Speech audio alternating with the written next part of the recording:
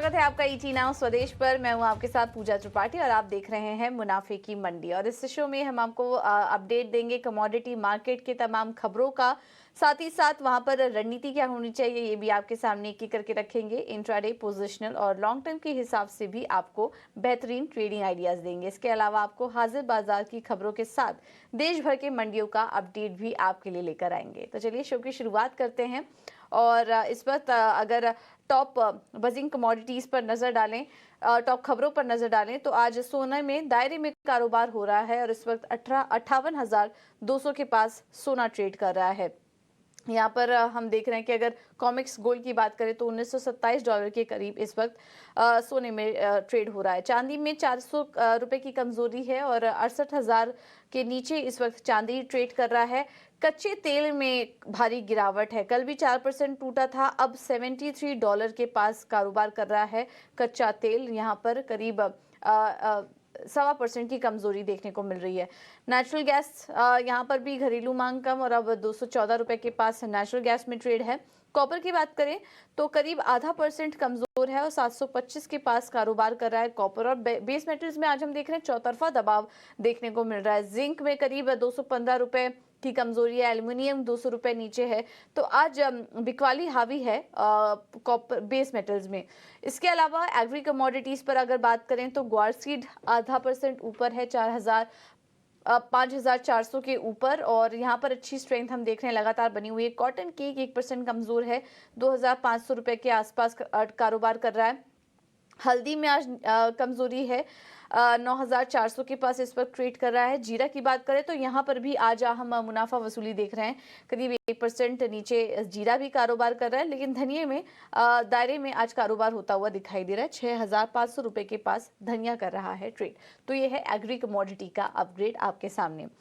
चलिए अब एक्सपर्ट को भी शामिल करेंगे और हमारे साथ तीनों ही एक्सपर्ट्स मौजूद हैं। जतिन त्रिवेदी जुड़ चुके हैं हमारे साथ एलकेपी सिक्योरिटीज से, वीरेश हिरेमठ भी जुड़ चुके हैं फिनलिट कंसल्टिंग से, और इसके अलावा भाविक पटेल भी हमारे साथ मौजूद हैं ट्रेड बुल्स सिक्योरिटीज से। आप तीनों का ही बहुत बहुत स्वागत है शो पर। सबसे पहले तो कच्चे तेल पर एक बार नजर डालते हैं और वहां पर हम आप सभी का व्यू भी लेंगे। कच्चे तेल में हम देख रहे हैं कि कमजोरी बनी हुई है। कल बैंक ऑफ इंग्लैंड की तरफ से जिस तरह का फैसला निकल कर आया, 25 बेसिस पॉइंट का अनुमान था, लेकिन उसके सामने 0.5% की यहाँ पर बढ़त बैंक ऑफ इंग्लैंड की तरफ से देखने को मिली है। और जब ये फैसला आया उसका इम्पैक्ट हमने डॉलर में भी देखा और फिर कच्चे तेल में भी इसका असर दिखा और करीब 1 से 1.25% की वीकनेस कच्चे तेल में दिखाई दे रही है। WTI क्रूड $69 के नीचे है, MCX क्रूड 5,700 के नीचे इस वक्त कारोबार कर रहा है। यहाँ पर थोड़ा व्यू लेना होगा। जतिन आप से समझना चाहेंगे कच्चे तेल में अभी क्या करें, क्या यहाँ से और वीकनेस आपको दिखाई दे रही है? ये देखिए मौजूदा अपडेट तो यार है कि 5,700 के भी नीचे MCX क्रूड आ चुका है, तो बिकवाली हावी है यहाँ पर। क्या यहाँ से और करेक्शन देख रहे हैं आप? मुझे देखिए, ये मार्केट जो है ना एक बहुत वॉलेटाइल बड़े रेंज के अंदर है, जहाँ पर 6100 6200 एक स्टिफ बैरियर है क्रूड के लिए। ये पिछले 2 महीने से यही दौर चल रहा है, जहाँ पर मई महीने से हम देख लें तो 6100 के पास जब भी प्राइसेस आते हैं 6000 के ऊपर, वहाँ पर बिकवाली जो है हावी होने लगती है। और जब भी 5500 के आसपास और 5400 के आसपास आता है तब बाइंग जो है मोमेंटम वो देखने मिलता है। तो अभी हम जो है वो धीरे धीरे सपोर्ट की तरफ बढ़ रहे हैं। तो यहाँ पर शॉर्ट करने की एडवाइस जो है थोड़ी सी साइडवेज हो जाएगी, क्योंकि एक सपोर्ट के पास फिर से हम प्राइजेस को जाते हुए देख रहे हैं। और पिछले 2 महीने से यही हो रहा है कि जब भी सपोर्ट के पास आते हैं तब प्राइजेस एक पॉजिटिव न्यूज ट्रिगर मिल जाता है मार्केट के अंदर। चाहे वो ओपेक प्लस की कट का रुझान हम देख लें जो जुलाई महीने से शुरू होगी, या सप्लाई के हिसाब से यहाँ पर जो डिमांड है वहाँ पे सप्लाई कम है, तो वहाँ से बाइंग मोमेंटम दिखता है। चाइनीज डेटा इकोनॉमिक थोड़ा सा पॉजिटिविटी का आ जाता है, जिससे डिमांड को लेकर के सपोर्ट मिल जाता है। उसी तरफ अगर हम जब भी 6,000 6,100 के पास आते हैं तब क्रूड के अंदर नेगेटिव सेंटिमेंट जो है वो हावी होना शुरू हो जाते हैं, जहाँ पर प्रोडक्शन कट के सामने यूएस और यूरो जोन के अंदर जो डिमांड लैकलस्टर रहेगा, रिसेशनरी फियर्स, डिमांड को आउटलुक को लेकर के चिंताएं, तो इसके कारण से फिर से प्रेशर जो है बनना शुरू हो जाता है। तो इस रेंज के अंदर वॉलेटाइल बड़े रेंज के अंदर ही ट्रेड करते हुए देखने मिल रहा है 2 महीने से। तो इसके विपरीत मैं अभी कुछ नहीं देख रहा हूँ, क्योंकि दोनों तरफ की न्यूज जो है वो आ जाती है। अब जिस तरह से हम पिछले 2-4 दिनों से सेलिंग मोड में चल रहे हैं क्रूड के अंदर, और मुझे लग रहा है फिर से 5500 5550 के आसपास के लेवल्स आ जाते हैं, तो फिर से वहाँ से बाइंग मोमेंटम देखने मिल सकता है। तो ट्रेंड भले ही वीक है, लेकिन क्योंकि बड़े रेंज अगर हम देखने जाएँगे तो एक बेसिक रेंज के अंदर है, बड़ा जो वोलेटाइल बड़ा बेसिक रेंज है, जहाँ पर 5500 एक सपोर्ट है और 6100 6200 एक रेजिस्टेंस है।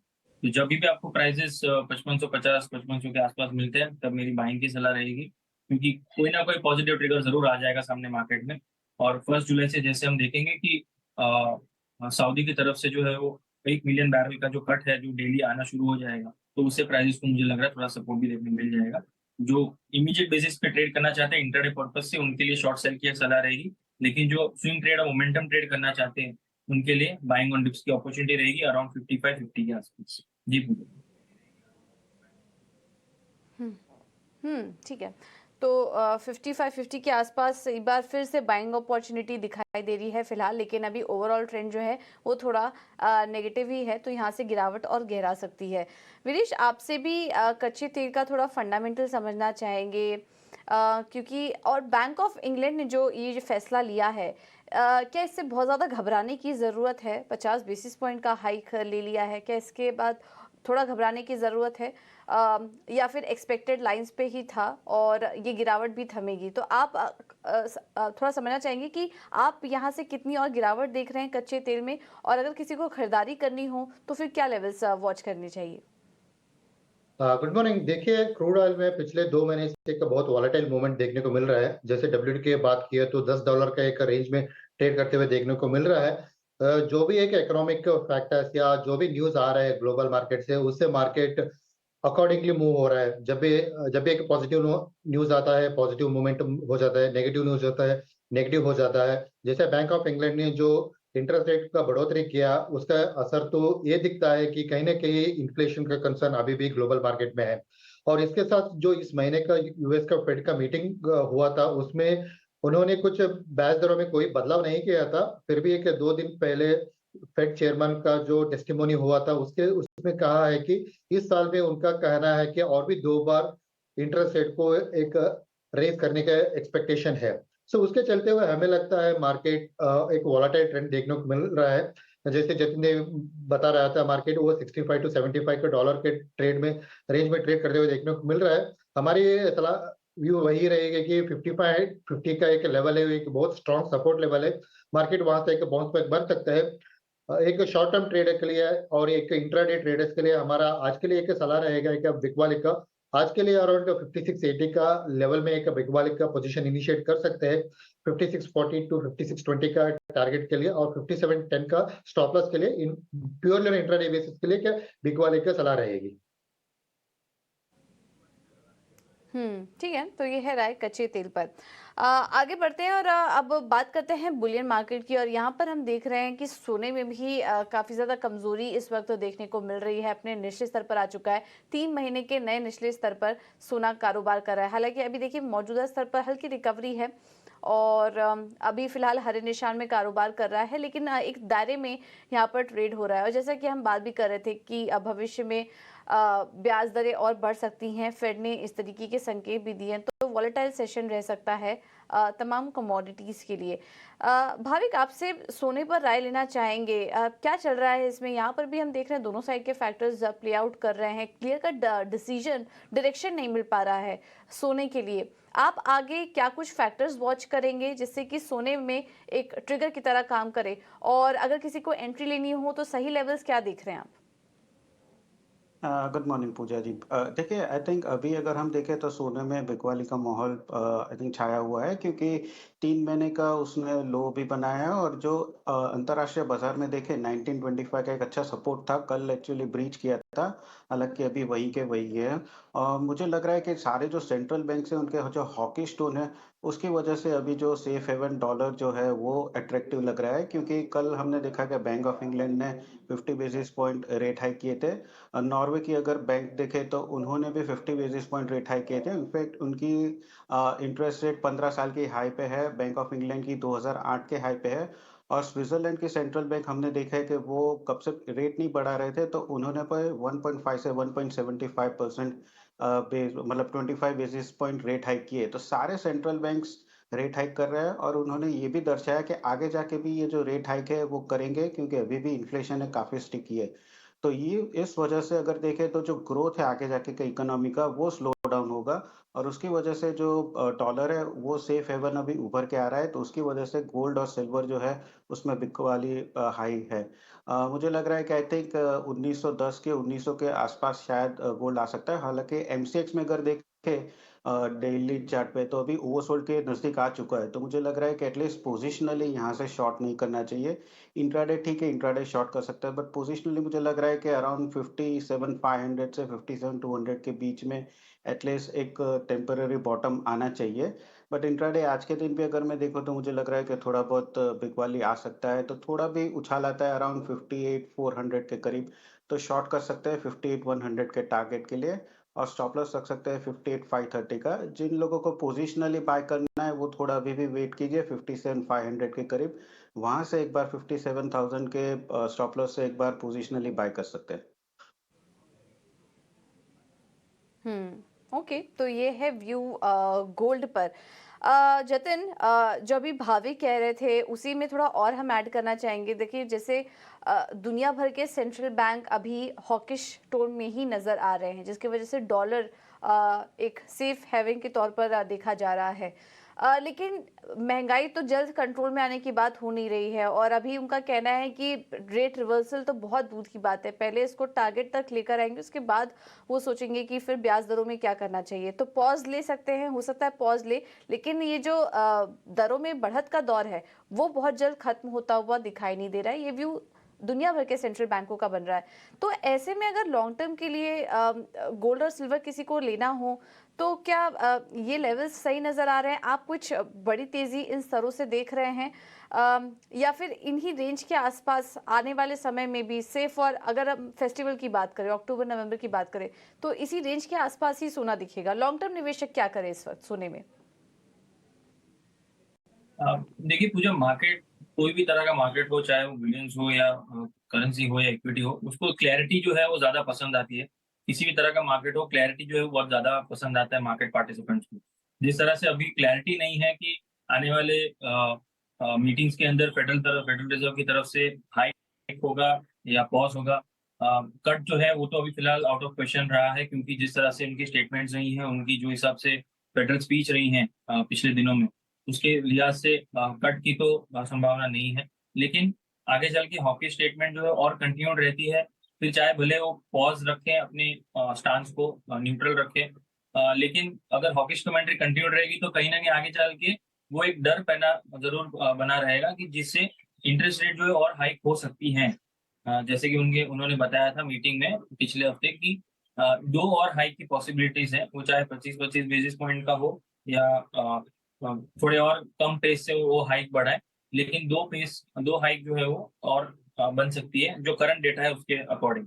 आगे चलते हुए अगर डेटा जो है बहुत ज्यादा पॉजिटिव आ जाता है, जैसे इन्फ्लेशन डेटा बहुत रैपिडली नीचे आ जाता है, अगर क्रूड प्राइसेस लोअर लेवल्स पर स्टेबल रहते हैं, तो डेफिनेटली यहाँ पर सीपीआई डेटा जो आपको आने वाले दिनों में मिलेगा और कोर सीपीआई जो मिलेगा वो और लोअर लेवल से मिलेगा, तो वो डेटा स्पेसिफिकली सपोर्ट करेगा उनको हाइक ना करने के रुझान की तरफ।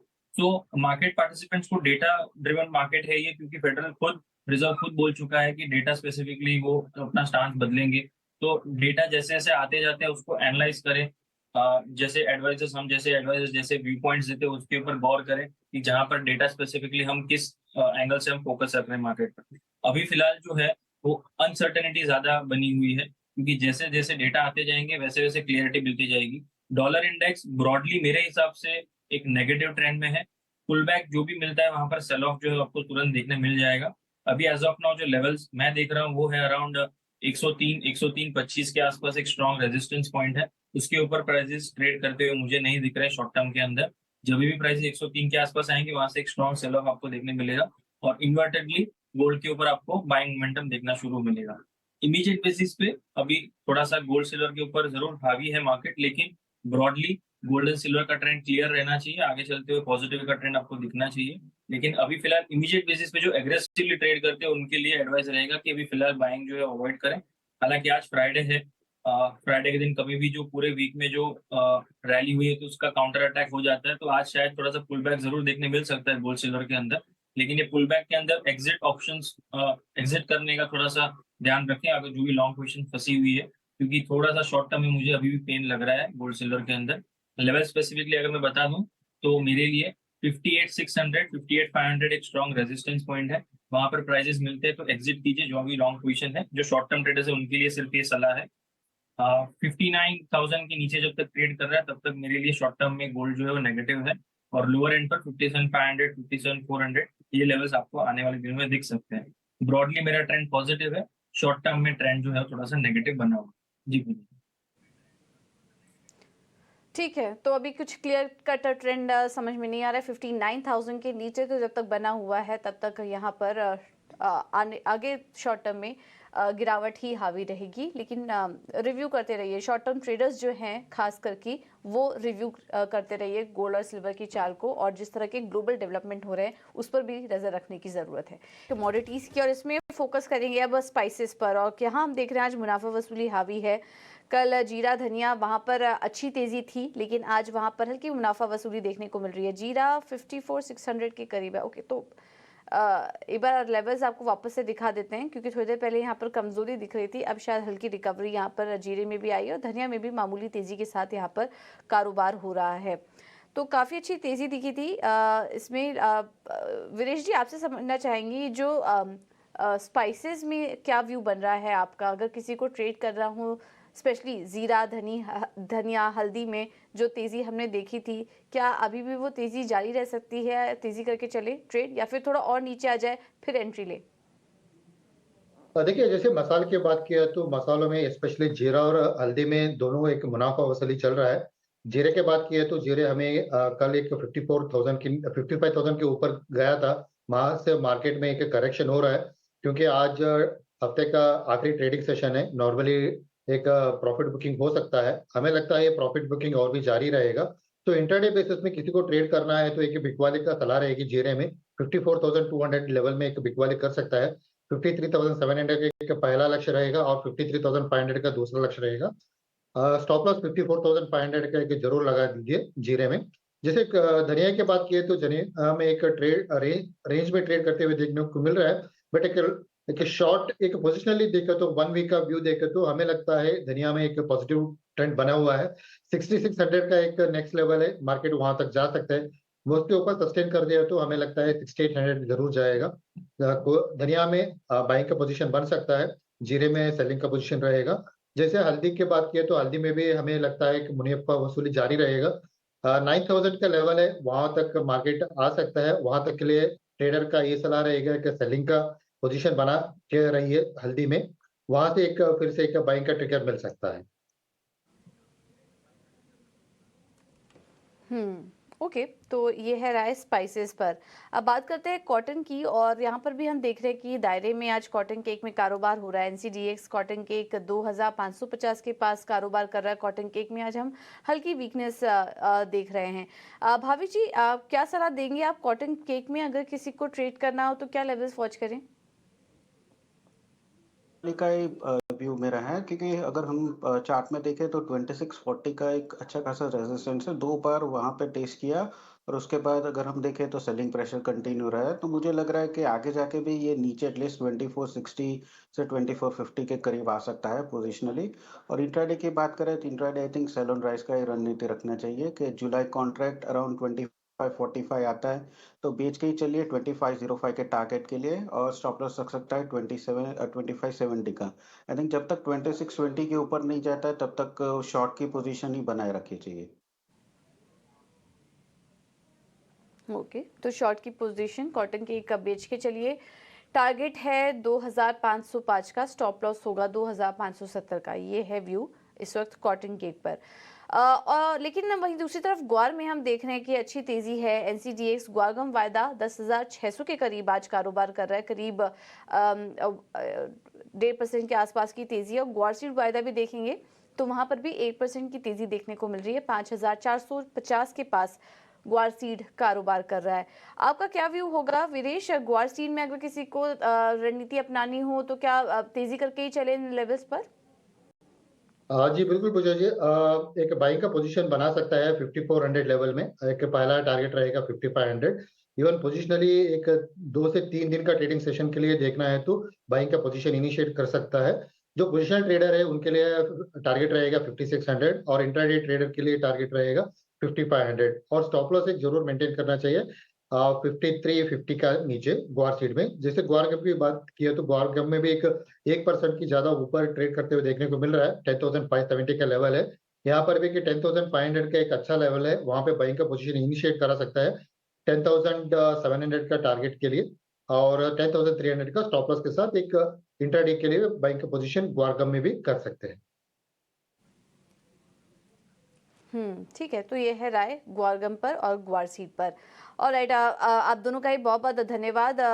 जतिन से तो हमारा संपर्क टूट गया है, लेकिन अविनेश जी, भाभी जी, आप दोनों का ही बहुत बहुत धन्यवाद समय देने के लिए और तमाम स्टॉक्स पर अपनी रणनीति सुझाने के लिए, माफ कीजिएगा, कमोडिटीज पर अपनी रणनीति सुझाने के लिए। ईटी नाउ स्वदेश के साथ नमस्कार।